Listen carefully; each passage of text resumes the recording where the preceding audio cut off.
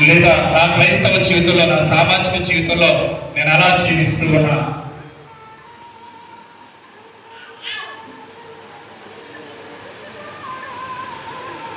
ఒకసారి అందరు కళ్ళు మూసుకొని ఆత్మపరిశీలన చేసుకుందాం.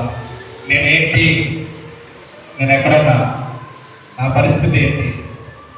యవనస్తురాలుగా నేనేం చేస్తూ ఉన్నా? నా తల్లిదండ్రులకు ద్రోహం చేస్తున్నానా?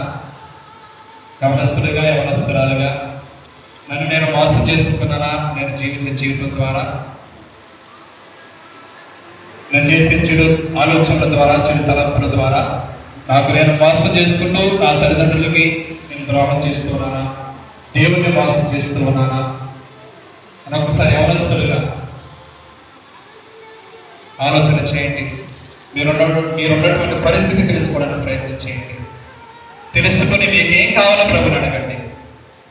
క్రైస్తవులుగా జీవిస్తున్నటువంటి మనం నేనున్నటువంటి స్థితి ఏంటి? సుక్కలిలాగా నేనున్నటువంటి స్థితిని గుర్తించి నాకు నీ కరుణ కావాలి ప్రభు అని అడిగే స్థితిలో ఉన్నానా? లేకపోతే పరిసయ్యుడిలాగా గర్వముతో ప్రార్థించేదానిగా ఉన్నానా? ఒక్కసారి ఆత్మదర్శనం చేసుకోండి. మౌనంగా 2 క్షణాలు